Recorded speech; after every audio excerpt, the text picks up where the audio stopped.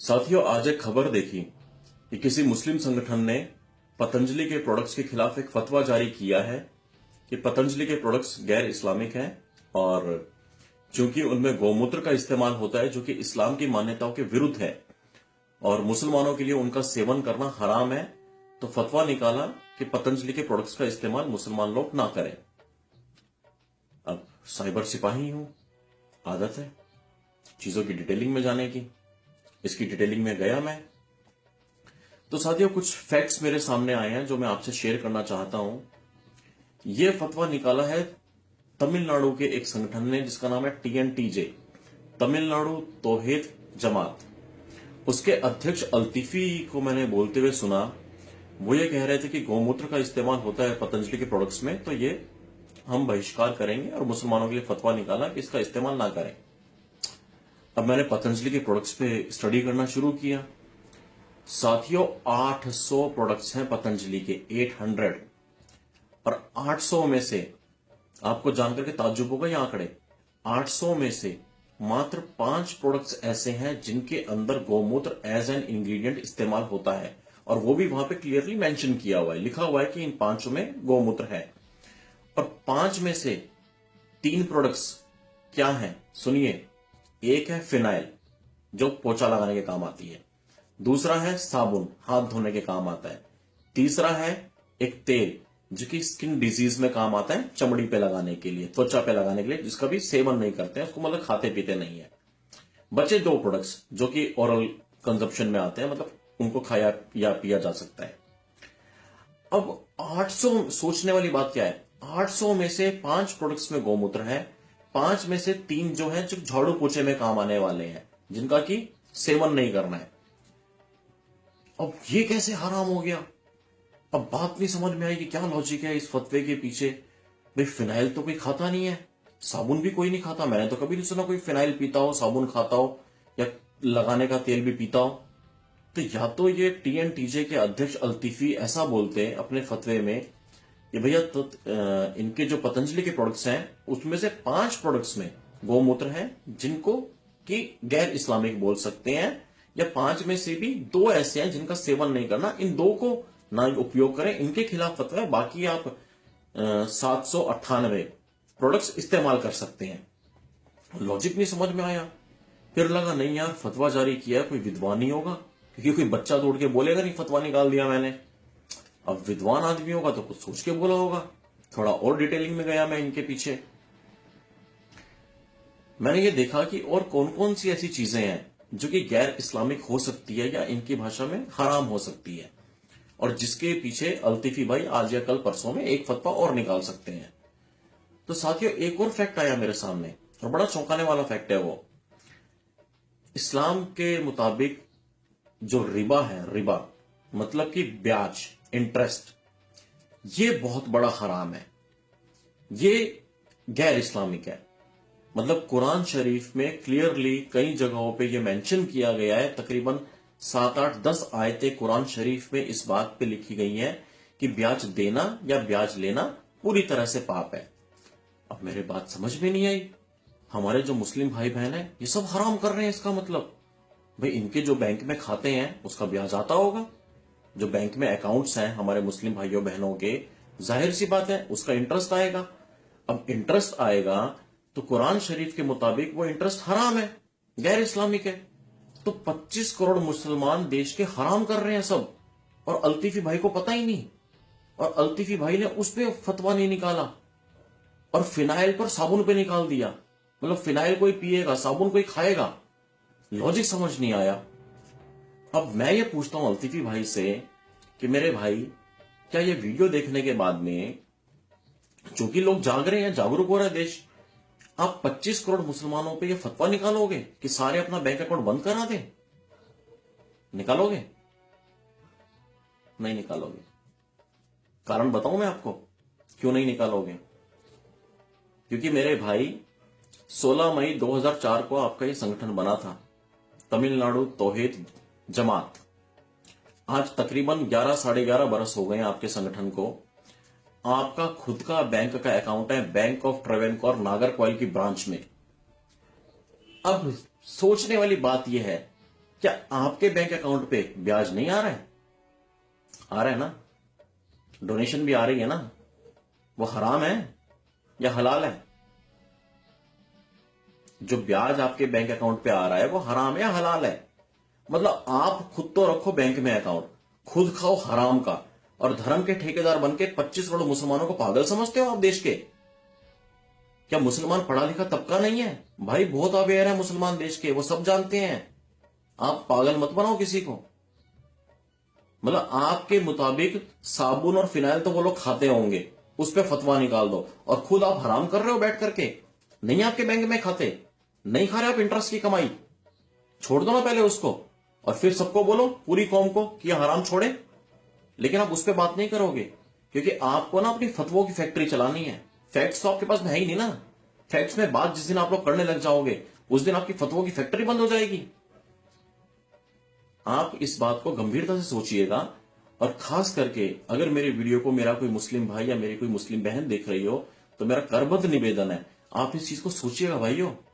ये लोग धर्म के ठेकेदार बनकर के बरगलाते हैं। इन फतवों का कोई लॉजिकल औचित्य नहीं है, कोई इसका कनेक्शन नहीं है। मैं बार बार सवाल कर रहा हूं, फिनाइल कौन पीता है, साबुन कौन खाता है? कैसा फतवा, क्या लॉजिक है?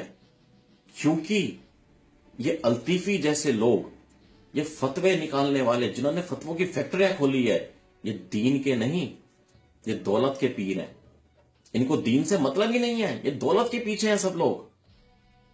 मैं एक आह्वान करना चाहूंगा, एक अपील करना चाहूंगा, क्योंकि देखिए मेरी जो बात है ये मैं नहीं बोल रहा हूं, मेरे जो मुस्लिम मित्र हैं, जो मेरे मुस्लिम दोस्त हैं, मैंने उनसे भी बात की है, मैंने कुरान को स्टडी किया है। कुरान के अंदर तकरीबन 7 या 8 या 10 आयतें हैं जो सीधे सीधे बोलती है कि ब्याज, रिबा, इंटरेस्ट हराम है। हमारा सूरा अल इमरान हो, सूरा अल निसार हो, सूरा अल बकरा हो, इनफैक्ट सूरा अल बकरा के शायद चैप्टर नंबर 2 की वर्स 278 या वर्स 279 ऐसी कुछ है, 278 279 वर्स में डायरेक्टली लिखा हुआ है, क्लियरली लिखा हुआ है कि ब्याज लेना या देना अल्लाह की नाफरमानी है, मोहम्मद रसूल की खिलाफत है, कुरान शरीफ की खिलाफत है। तो फिर अल्तीफी भाई इस पे एक्शन लो ना। आप कहां इस चक्कर में पड़े हो फिनाइल और साबुन के?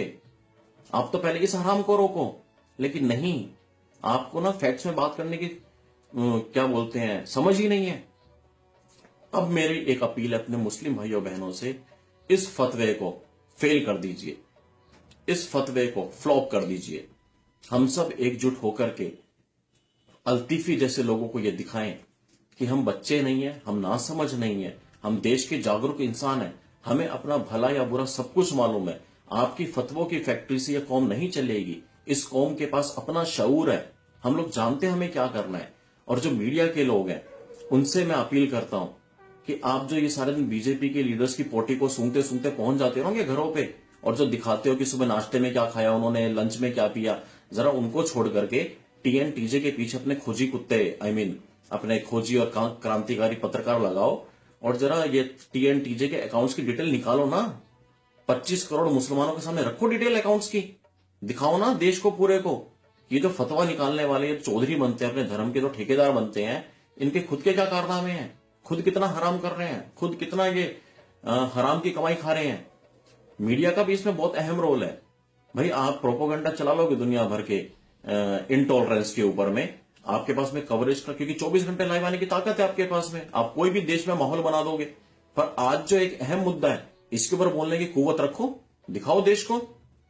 बहरहाल तीसरी मेरी स्टडी थी दोस्तों, व्हाट इज फतवा, फतवा क्या है। इस पे भी मैंने थोड़ा स्टडी किया, तो बहुत अच्छा मेरे को फतवे की परिभाषा समझ में आई, जो मेरी छोटी सी समझ है उसमें, कि फतवा बेसिकली जब कोई इंसान अल्लाह के कानून के खिलाफ जाता है, मतलब कि कुरान शरीफ से अलग हटता है या भटकता है, तो जो दीन का आदमी होता है, दीन मतलब धर्म का जो आदमी होता है, जो समझदार आदमी होता है, मौलवी हुआ, मौलाना हुआ, मुफ्ती हुए, जो जानकार, जो दानिश्वर लोग हैं, वो उस भटकते हुए इंसान को वापिस धर्म के राह पे लेके आते हैं। मतलब इस्लाम में बोले तो कुरान शरीफ के सिद्धांतों पे लेकर के आते हैं, उसको जो दिशा निर्देश देते हैं, उस दिशा निर्देश देने को फतवा बोलते हैं। मतलब जो कुरान की कही हुई बातों के बाहर जाए, उसको कोई दानिश्वर आदमी कुरान में लिखी हुई बातों के पास में लेकर के आए, वो दिशा निर्देश इज अ फतवा। अब फिर बड़ा दिमाग खराब हुआ मेरा यार। हम लोग कई बार सुनते हैं इलेक्शंस के टाइम पे, और टीवी में आता है, न्यूज में आता है, अखबारों में आता है, आम बात है कि जुमे की नमाज के बाद फतवा जारी किया, बीजेपी को वोट नहीं देना। जुमे की नमाज के बाद फतवा जारी हुआ, मोदी को वोट नहीं देना, मोदी को रोकना है। मैंने भैया पूरी कुरान पढ़ ली, क्योंकि फतवा होता है कुरान में लिखी हुई बात के खिलाफ कोई जाए तो उसे कुरान के पास में लेके आना।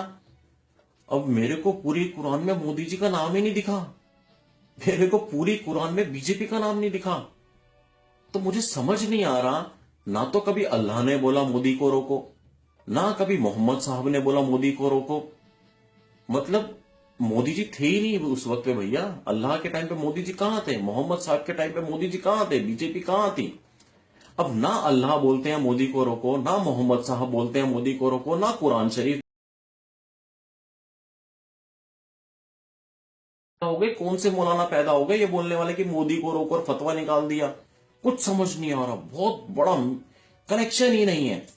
फिर मैंने कहा ऐसा हो कैसे रहा है, क्योंकि फतवे देने वाले सब दानिश्वर लोग होते हैं भाई, सो कॉल्ड बड़े इंटेलेक्चुअल लोग हैं, वो लोग धर्म के ठेकेदार हैं, तो कैसे फतवे निकाल रहे हैं। अब जाके सारा खेल समझ में आ रहा है कि ना तो फतवों में दीन छुपा है, वहां दौलत छुपी है, ना फतवों में इबादत है, वो कोरी और कोरी सियासत है। ये खेल मेरे दोस्तों इबादत का है ही नहीं, ये पूरा खेल सियासत का है। एक और उदाहरण मैं आपको देता हूं, वंदे मातरम, इसके खिलाफ फतवा आया, हम सबको मालूम है, हम सबको याद है। देश में पर चर्चा नहीं होती, न्यूज चैनल्स में चर्चा नहीं होती है, पीड़ा इस देश की, विडंबना इस देश की। वंदे मातरम के लिए बोलते हैं कि वंदे मातरम गैर इस्लामिक है, वंदे मातरम बोलना हराम है, इस्लाम की मान्यताओं के खिलाफ है। इसके लिए फतवा निकाल दे कि वंदे मातरम नहीं बोलेंगे। मैं एक छोटा सा सवाल करता हूं, बहुत माजरत से, बाअदबी से, हाथ जोड़ के करबद्ध निवेदन करके अपने मुसलमान भाइयों और बहनों से कि मेरी बात को कृपया भाई के नाते उस बात को सुने। और मेरा भगवान जानता है जितना मैं सनातन धर्म का सम्मान करता हूं, मैं उतना ही इस्लाम का सम्मान करते हुए अपनी बात बोल रहा हूं। तो कृपया इसको कहीं तंज ना समझें, इसको कहीं कटाक्ष ना समझें, इसको कहीं कोई लांछन ना समझें। ये बहुत ही बाअदबी से और माजरत से मैं एक बात कर रहा हूं, और मेरे हिंदू भाई बहन